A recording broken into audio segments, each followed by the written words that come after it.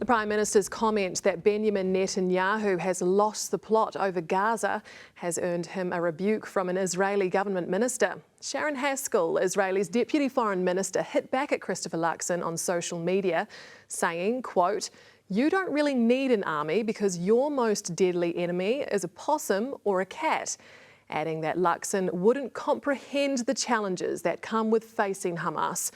But as political correspondent Zhang Small reports, the Prime Minister is not backing down. A residential block in Al Sabda, a neighbourhood in Gaza City.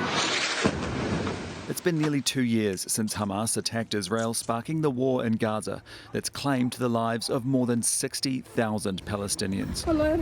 And it's just getting deadlier, with the Israeli Defence Forces now moving in on Gaza City. 123 people have reportedly been killed in the past 24 hours. There are no doctors, no medicines. The world must intervene, this man says. It can't go on. Israel already controls around 3/4 of the Gaza Strip, but Israeli Prime Minister Benjamin Netanyahu made the order this week to seize Gaza City, forcing the evacuation of about 1 million residents. Prime Minister Christopher Luxon had this to say about it yesterday. I think Netanyahu has gone way too far. I think he has lost the plot. It made world news. Comments from New Zealand's Prime Minister Christopher Luxon that Benjamin Netanyahu had lost the plot. Benjamin Netanyahu has lost the plot. That is according to the Prime Minister of New Zealand. Israel's Deputy Foreign Minister Sharon Haskell has responded on social media saying, "I guess when you don't really need an army because your most deadly enemy is a possum or a cat, you wouldn't comprehend the challenges that come with facing Hamas, a jihadist death cult, only a few kilometres away from your country, that rape, execute, burn alive and starve your people." Prime Minister, just to be clear, so you do stand by your comments that Benjamin Netanyahu I was expressing my view. They're entitled to express their view. That's fine. But I was just saying to you, it is frustrating. All New Zealanders are seeing a human catastrophe unfold in Gaza. It's plumbed new depths. And we do not want to see forced displacement of people. We do not want to see annexation of Gaza.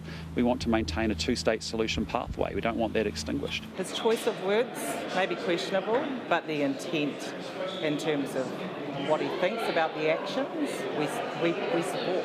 And all the while, a big decision looms over the beehive. Next month, Cabinet will decide whether New Zealand will officially recognise a Palestinian state, just as more than 150 other countries already do. That will require agreement from all three governing parties. Obviously, it's a sensitive issue. I've been to Israel myself, and when we have a corridor in our caucus, obviously we'll exchange ideas with our leader as to where we think the ball should bounce. I think really what's happening in that area of the world is a humanitarian crisis, and it's deeply saddening and disturbing.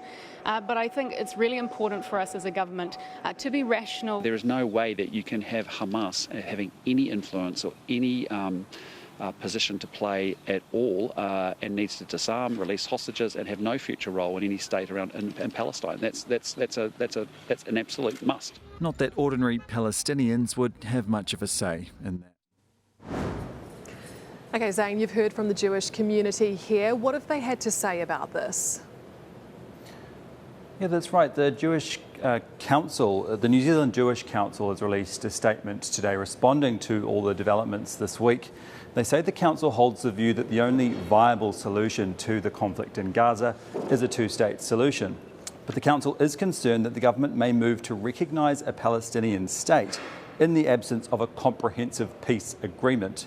And they urge ministers to consider whether this would truly advance a peaceful and stable two-state outcome.